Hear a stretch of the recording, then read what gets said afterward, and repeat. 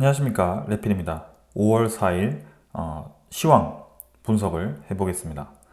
자, 코스피는 0.12% 상승하면서 마무리되었었고요. 코스닥은 0.64% 상승하면서 마무리가 되었습니다. 외국인 투자자는 1,600억을 매도했고요. 기관 투자자 3,200억을 코스피에서 매수를 했습니다. 코스닥도 외국인 투자자 800억 가까이, 기관 투자자 660억을 매수를 하면서 양매수 진행이 되었습니다. 증시는 계속 반등을 이어가고 있습니다. 좋은 분위기 형성하고 있는데요. 아직까지는 지금 3분의 2까지 올라와 주면서 잘 진행되는 듯 합니다. 그러나 이제 추가적인 상승에 대해서 이제 결정을 해야 될 때가 다가오고 있는데요. 트럼프에 대한 관세 정책이 한번 크게 주어지고 나서 그 뒤에는 완화시켜주는 뉘앙스가 나오면서 시장이 회복되는 듯한데, 이제 거기에 대한 정책이 앞으로 어떻게 되는지에 따라서 시장에 대한 움직임이 달라질 수 있을 것 같습니다. 그래서 일단 차트는 V자로 올라왔지만 그 훈 얘기는 이제 좀 이따가 말씀을 드리겠습니다. 수급적으로는 여전히 외국인 투자자는 꾸준히 들어오는 게 아니라 들어왔다가 빠져나갔다가를 반복을 하고 있습니다.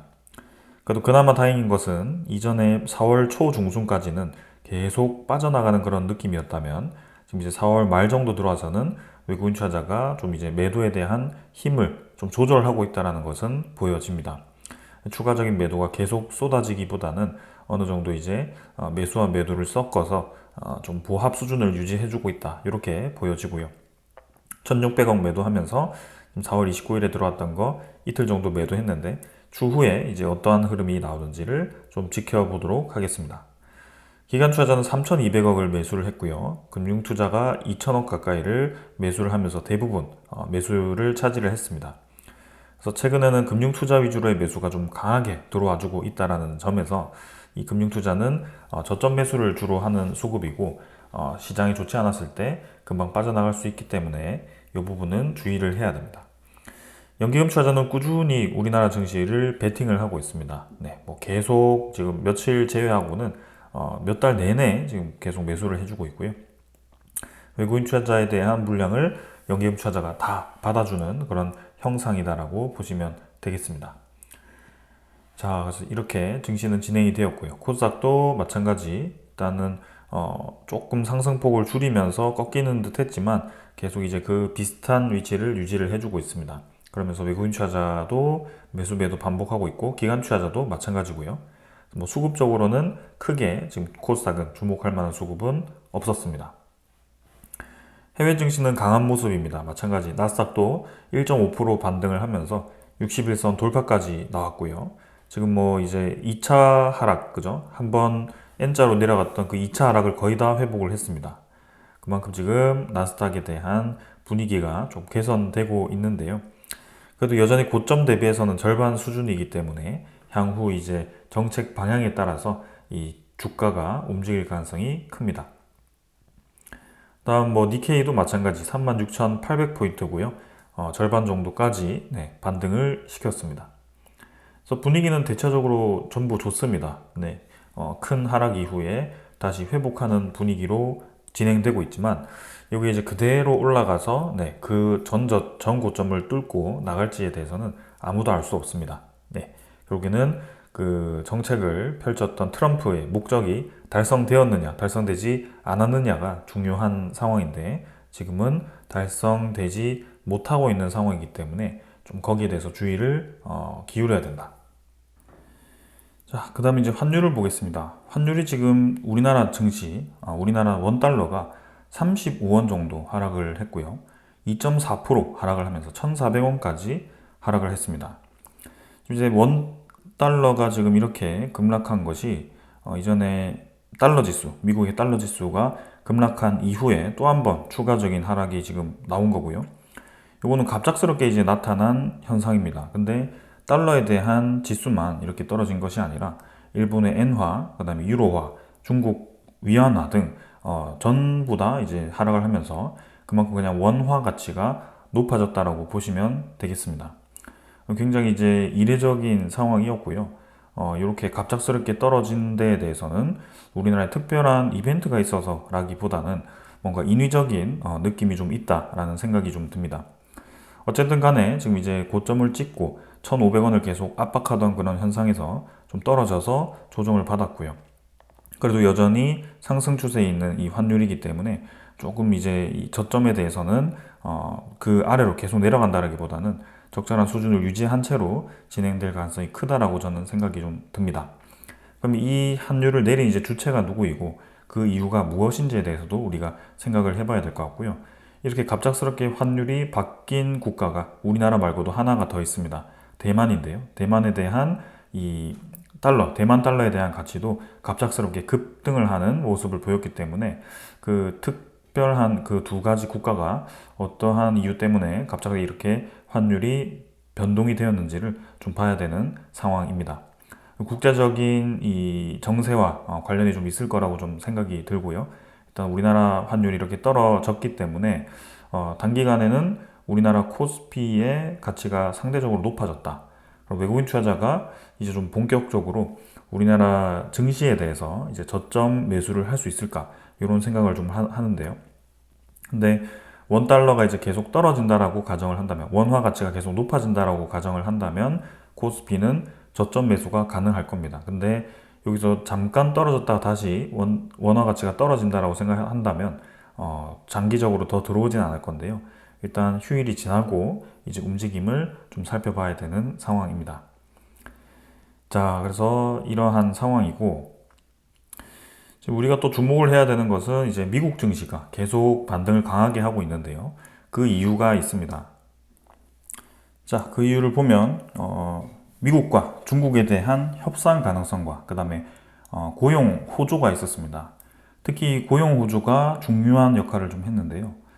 비농업 고용 호조가 지금 이제 발표가 되면서 거기에 대해서 증시가 상당히 크게 반등을 하였습니다. 4월 고용 지표가 지금 예상보다 견고하게 나왔는데요. 지금 이제 시장 예상치가 13만 명을 예상치로 내놓았었는데 그게 이제 전월보다 17만 7천 명이 증가했다라고 엄청나게 증가한 수치를 발표를 하였습니다. 그만큼 지금 고용이 여전히 강하다라는 수치가 발생되었고요. 시장 예상치보다 훨씬 높은 이제 수치가 나오니까 시장에서도 여전히 증시가 고용 지표가 강하고 아직 경기 둔화라고 얘기하기에는 섣부르구나 라는 생각을 했을 겁니다. 그러한 영향으로 이제 시장이 급격하게 반등을 하였고요. 그 관련된 종목들이 좀 힘을 받으면서 진행이 되었습니다. 그 고용 지표가 발표되기 전에 또 이 미국의 빅테크라든지 그런 기업들의 실적을 보았을 때 관세의 영향도 크지 않았고 오히려 실적이 더 좋게 예상치보다 좋게 나오는 경우가 많았기 때문에 여전히 미국에 대한 경제는 강하다라는 발표가 된 것입니다. 근데 여기서 이제 우리가 우려해야 되는 것은 이 채권에 대한 10년물 국채 금리가 다시 한번 올라가기 시작합니다. 한 달치로 보았을 때는 이제 다시 한번 지금 이제 반등에 들어갔고요. 4.1%대로 진입을 했다가 경기가 좋다라고 판단이 되니 4.3%대까지 단숨에 반등을 하였습니다. 국채 금리를 지금 떨어뜨리기 위해서 노력하는 트럼프 행정부가 또 이 수치를 받아보았을 때 어떠한 변칙을 줄지 아무도 알 수 없는 상황입니다. 여기는 트럼프 행정부가 들어서면서 국채금리가 올라가기 시작했고 그 국채금리에 따라서 관세를 줄였다가 늘렸다가를 반복했기 때문에 이번에 관세를 완화하는 시점에서 다시금 이렇게 국채금리가 올라가기 시작한다면 관세에 대한 정책을 또 강하게 보여주진 않을까 그런 우려도 됩니다. 그래서 이제 본격적으로 만기가 돌아오는 6월, 7월 이런 시기에 많은 부채를 이제 차환을 해야 되는데요. 그 차환을 하기 위해서는 지금 이 10년물 국채 금리라든지 미국의 금리 자체가 하락을 해야 됩니다. 근데 지금 그렇지 못하고 있는 그런 상황이고요. 계속해서 파월 의장을 압박하고 있는 상황입니다. 근데 경기가 침체될 우려를 해서 파월 의장을 압박을 하는 건데 이처럼 경기가 침체되지 않는다라는 신호가 나온다라고 한다면 파월 의장은 금리를 내릴 수가 없을 겁니다. 인플레이션에 대한 우려를 계속 생각할 수밖에 없고요. 4월 말에 PCE 지표가 시장의 예상치처럼 조금 다운이 되긴 했지만 여전히 물가에 대한 상승률을 완벽하게 해소했다라고 보기에는 어려운 시점이기 때문에 그러한 것들을 섣불리 금리를 인하해서는 안 된다라고 생각할 수가 있습니다. 이미 이제 12월쯤에 11월 전에 그죠? 미국에서는 대선을 준비하면서 대선을 의식하면서 금리를 급격하게 떨어뜨린 적이 있습니다. 그래서 지금까지는 이제 물가가 안정화되면서 여전히 괜찮은 것처럼 보이지만 이러한 것들이 서서히 경기가 연착륙을 하고 있는 것이 아니라 물가는 괜찮지만 서비스라든지 혹은 이제 고용 지표들이 강하다라고 한다면 결국에는 물가가 언제든지 다시 올라갈 수 있다라고 판단을 할 수가 있습니다. 그래서 이번 주 그죠? 5월 8일에 미국의 금리 정책이 발표가 되는데요. 그때 금리를 동결할 가능성이 있다. 그리고 그 뒤에 앞으로 이제 금리 정책에 대해서 어떻게 할지 발표를 할 텐데 만약에라도 계속 이러한 호조 지표들이 발표가 된다면 더더욱 보수적으로 발표를 할 가능성이 큽니다. 그럼 트럼프는 또 한 번 압박을 할 거고요. 시장은 흔들릴 수밖에 없을 거라 생각이 됩니다. 자, 그러면서 결국에는 외국산 자동차 부품 25% 관세가 5월 3일자로 발표가 되었고요. 트럼프 행정부의 관세 정책은 계속 진행이 되고 있습니다. 90일 동안 유예가 된 것은 사실 상호 관세, 각 국가에 대해 부과하는 것이고요. 이렇게 공통 분모, 그죠? 전체에 대한 보편 관세는 계속 부과가 되고 있습니다. 그렇기 때문에 이미 시장에서는 관세 영향권에 들어가고 있다라고 봐도 될 것 같고요. 상호 관세에 대한 유예가 관세에 대한 철회가 아니라는 것을 우리는 잘 알고 있어야 됩니다. 이미 5월 초반이고요. 7월 초반까지는 관세가 유예되겠지만 이제 남은 기간은 2달밖에 되지 않습니다. 그래서 트럼프가 의도하는 바대로 시장이 흘러가기 위해서는 결국에는 미국의 재정 적자가 해결이 되어야 된다. 근데 재정 적자를 해결하기 위해서는 미국의 물품들을 많은 국가들이 수입을 함으로써 그런 무역 수지가 개선이 되어야 된다. 무역 수지가 개선이 되거나 아니면 이제 차환, 그죠? 국채에 대한 차환을 위해서 금리가 내려가야 된다라고 생각을 하고 있습니다. 그래서 이거는 일맥상통하는 것이 무역 수지가 증가하기 위해서는 결국에는 상대 국가에 대한 환율을 생각할 수밖에 없습니다. 상대 국가가 달러 대비해서 너무 이제 환율 가치가 약세를 보인다고 한다면 본인들이 계속 수입을 할 때마다 손해를 볼 수밖에 없는 상황이기 때문에 그런 것들을 해결하기 위해서 달러 가치를 계속 내리려고 하는 것이고요. 그래서 약달러를 유도하는 것입니다.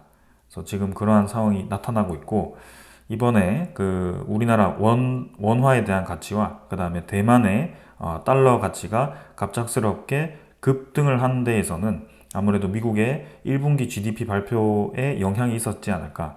1분기 GDP 발표가 미국이 마이너스로 나는데 그 중에 대부분이 많은 부품들이 아마도 반도체 수입에 대한 영향일 가능성이 큽니다.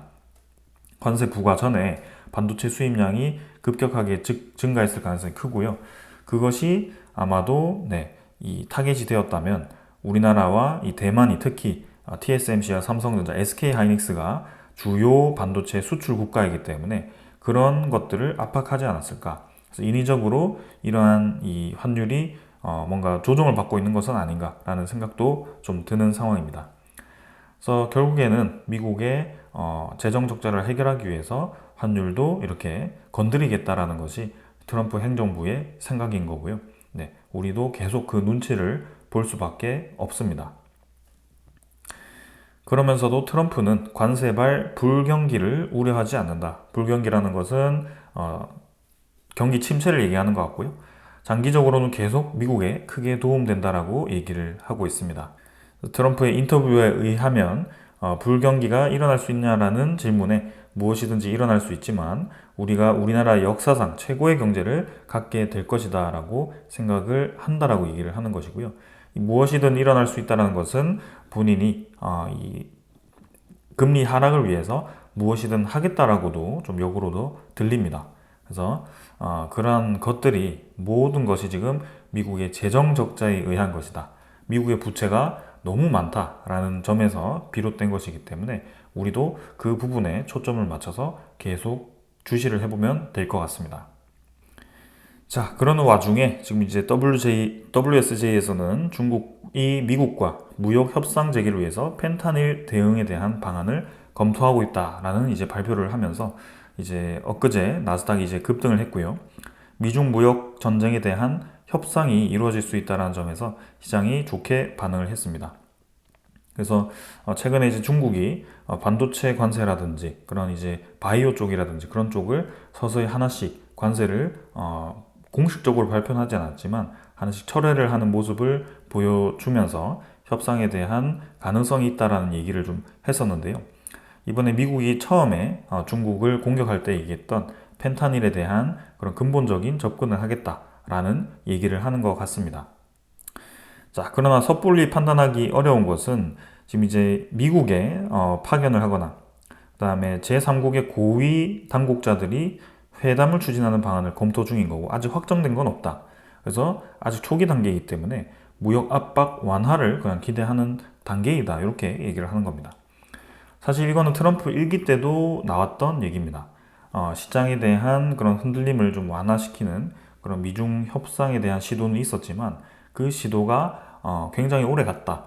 한 1년 정도는 이어졌기 때문에 중국 또한 사실 이제 트럼프의 재선을 검토를 했을 거고 트럼프는 재선을 이제 하면서 이렇게 본격적으로 이제 본인들이 준비한 계획대로 수행을 하지만 중국 또한 그러한 상황을 대비했을 가능성이 크다라는 겁니다. 그래서 단기간에 서로 이제 양보를 대폭하면서 협상을 할 가능성은 낮다라고 보여지고 계속 기싸움을 하면서 이 경제가 완전히 무너지기 전에는 또 이제 협상 뉘앙스를 풍기고 그다음에 서로의 이득을 챙기기 위해서 좀 치열하게 하나씩 계속 건들지 않을까라는 생각입니다. 그래서 이제 서서히 영향권에 들어갑니다. 중국발 소액 소포에 미국이 120% 관세를 때리면서 테무도 이제 미국 현지 조달 판매를 전환하였다. 초저가 조달 판매 전략이 이제 사실상 포기했다. 이렇게 얘기를 합니다. 초저가가 이제 불가하다면 당연히 이제 가격이 상승할 수밖에 없고요. 요거는 미국의 소비자들이 직접 경험을 할 겁니다. 그래서 트럼프의 정책대로 계속 진행이 되면 미국의 이런 중국산 수입 대체를 하는 경우 물품에 대한 가격이 20에서 30%까지 증가할 만큼 상당히 이제 미국 소비자들에게 타격이 크다라고 이제 분석이 되는 거고요. 당연할 수밖에 없습니다. 미국 자체가 이제 중국 물품을 많이 이제 수입을 하다가 갑작스럽게 요거를 차단했을 경우에는 대체재에 대한 가격 상승이 발생할 수밖에 없고요. 요것이 지금 이제 4월 달까지는 4월 초까지는 그죠? 괜찮았다. 본격적으로 이제 중국과의 대폭 관세를 부과하면서 서로 싸우기 시작한 게 이제 본격적으로 4월이죠. 그래서 그 지표는 아직 발표가 되지 않았습니다. 5월 달에 이제 발표가 될 거고요. 아무래도 소비자에 대한 그런 물가에 대한 압박과 그다음에 심리 지수가 계속 떨어지는 그런 상황들은 이어질 수밖에 없다. 그래서 3월 지표를 가지고 4월 달 말에 이제 많은 발표가 있었는데요. 그것을 온전히 믿기에는 아직도 그러한 관세 전쟁이 이어지고 있다라는 겁니다. 그래서 그러한 부분들을 우리가 계속 주의를 해야 되고 트럼프는 지금 이제 불경기를 일으켜도 본인이 원하는 거를 이루겠다라고 생각을 하는 겁니다. 그 원하는 것은 아무래도 국채 금리가 떨어짐으로써 그런 차환의 이제 용이성을 높이기 위함인데 지금은 국채 금리가 다시 올라가고 있기 때문에 여기에 대해서 계속 이제 의도대로 되지 않는다면 또 한 번 시장에 충격을 줄 수 있는 조치를 할 수도 있다는 것이 저의 생각입니다. 그래서 이런 부분들을 계속 우리가 조심스럽게 주시를 할 필요가 있겠다.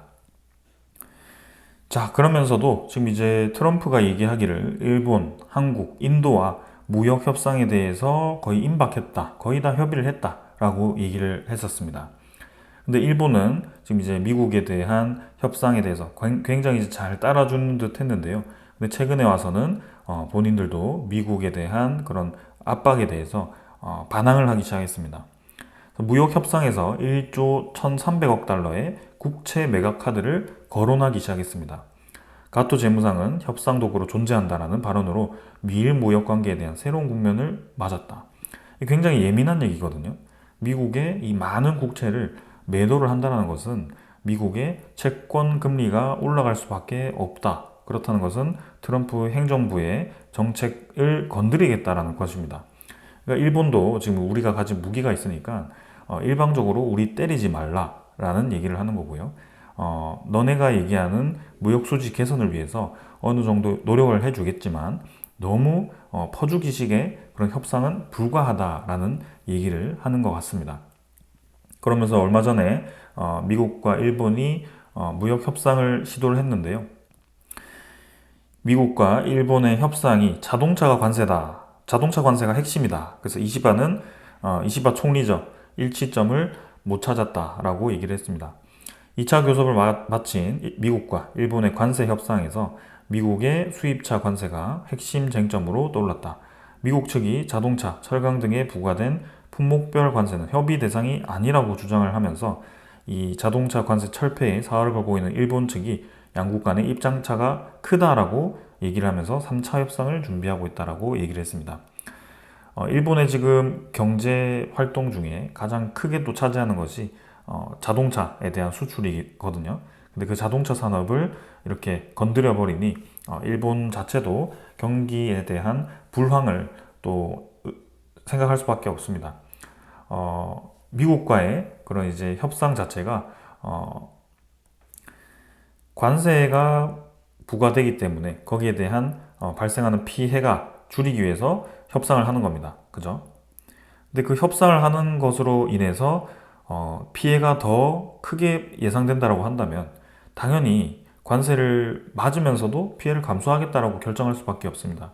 그래서 이 두 개를 지금 검토할 수밖에 없는 거고 우리에게 너무 일방적인 그런 상황을 만든다면 국채를 매도함으로써도 그러한 자금들을 우리가 회수를 하겠다. 이렇게 얘기를 하는 거기 때문에 또 트럼프와의 이런 갈등이 예상될 수 있는 그런 상황입니다.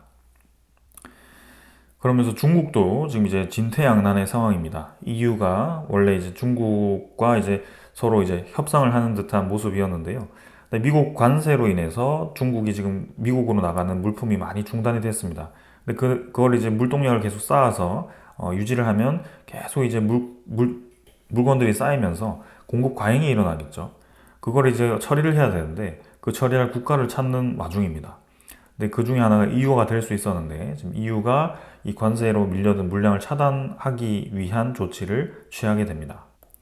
그래서 EU가 중국산 고소작업 장비에 대해서 덤핑 관세에 이어서 반보조금 상계 관세까지 부과를 하면서 탈중국 행보에 시동을 걸었다.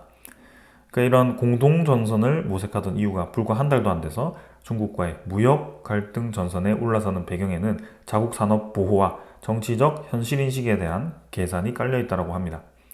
그러니까 자국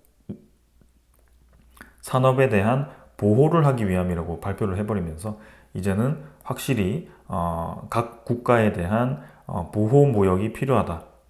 가격을 덤핑해서 팔 수가 없다. 이런 얘기인 거죠. 중국도 상당히 어려운 상황이고 트럼프도 트럼프대로 좀 이제 물품들에 대한 가격이 비싸지면서 결국에는 소비자에 대한 물가가 높아지는 상황입니다. 그럼 중국은 디플레이션에 대한 우려가 있고 미국은 인플레이션에 대한 우려가 있습니다. 이 두 개가 지금 마주보고 달리고 있는 상황인데요. 그 둘 중에 하나가 누가 먼저 쓰러질 때까지 할 것이냐 아니면 서로 이제 적절한 수준에서 협의를 할 것이냐 이러한 건데요. 지금 분위기를 봤을 때는 아주 빠르게 협상을 하기가 쉽지는 않아 보인다. 왜냐하면 트럼프는 이 상황을 정리를 하더라도 결국에는 가장 큰 문제가 해결되지 않았습니다. 미중 무역 적자가 해결되지 않으면 계속 재정 적자가 쌓일 수밖에 없고 미국의 이 부채 한도가 도달한 만큼 디폴트 우려를 계속 생각할 수밖에 없다. 미국 의회에 대한 합의로 인해서 그런 국채에 대한 발행량을 한도를 늘린다고 하더라도 그 국채 발행을 높인다는 것은 결국에는 국채에 대한 가격 하락을 유도하고 국채 금리에 대한 가격 상승, 그러니까 금리 인상을 유도하는 것이기 때문에 상당히 지금 어려운 상황이 되고 있습니다. 그런 것들을 막기 위해서 계속 노력을 하는 거고요. 지금 이제 지출을 최대한 줄이겠다. 내년도 예산을 228조를 삭감하자라는 제안을 했고요. 비군사 지출을 지금 23%를 떨어뜨리고 최대한 우리 돈 적게 쓰겠다. 그리고 우리 에너지 가격 떨어뜨려야 된다. 유가 계속 떨어뜨리자. 그래서 중동 쪽에 영향력을 키우면서 오펙에 대한 국가들에게도 지금 계속 증산을 요청을 하고 있습니다. 그래서 오펙도 지금 증산에 호응을 하고 있고요. 유가가 지금 58달러까지 떨어졌거든요. 그래서 이러한 부분들이 계속 장기화가 된다면 중동 국가들도 타격을 받을 수밖에 없습니다. 트럼프가 지금 어떠한 이제 이 내용을 가지고 중동에 대한 이 증산 합의를 받아냈는지는 모르겠지만 일단 말은 잘 듣고 있습니다. 근데 이게 이제 장기화 되었을 때는 분명히 시장에서 좀 타격을 받을 수 있다. 저렇게 증산으로 인해서 떨어졌던 유가는 언제든지 감산으로 인해서 다시 올라갈 수가 있습니다. 그러니까 일시적이다라고 생각이 되고요. 그러한 부분들이 트럼프에 대한 이러한 압박이 조금이라도 없어진다면 시장은 다시 원상태로 돌아올 수 있다는 것이 지금 여전히 변수로 남아 있습니다. 그러면서 이 국채 금리를 어떻게 떨어뜨리냐가 중요한 대목이 될 것 같고요. 이제 미국의 경제 지표가 또 앞두고 있습니다. 이번 주 경제 지표들을 보게 되면 지금 이제 5월 5일이죠. 5월 5일에는 미국의 서비스 구매 관리자 지수가 발표가 되고요. 비제조업 구매 관리자 지수도 발표가 됩니다.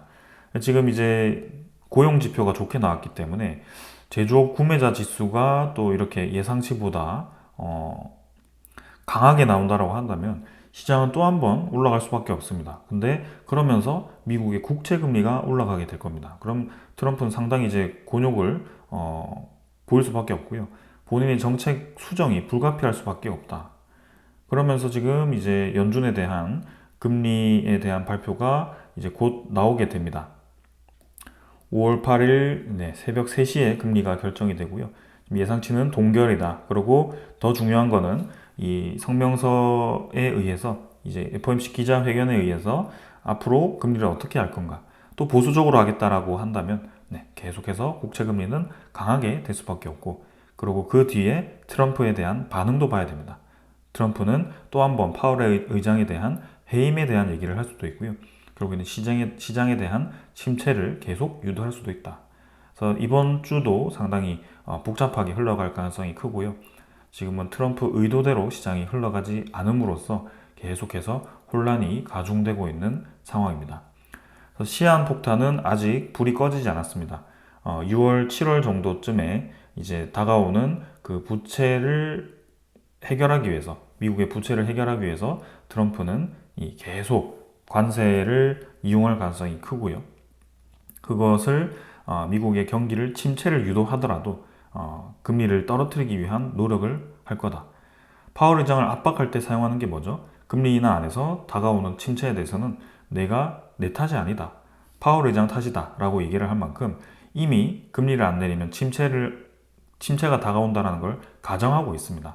근데 지금 침체가 아니라 오히려 경기 지표가 좋게 나오면서 미국의 국채 금리가 올라간 상황이기 때문에 또 본인의 말과는 다른 상황이거든요. 그러면 그 고용 지표도 본인의 의도대로 되기 위해서는 떨어뜨려야겠죠. 그것을 위한 조치를 계속 이어나갈 가능성이 있다. 그래서 저는 이 2분기까지, 그죠? 3분기 초반까지는 계속 이 시장에 대한 위기가 있을 거라고 좀 생각이 들고요. 최근에 많이 반등을 했지만 다시 한번 시장에 대한 충격이 올 수 있다. 그 기간이 머지 않았다라고 생각이 되고 좀 주의해서 투자를 해야 될 것 같다라는 생각입니다. 자, 오늘 여기까지 하고 마무리하겠습니다. 감사합니다.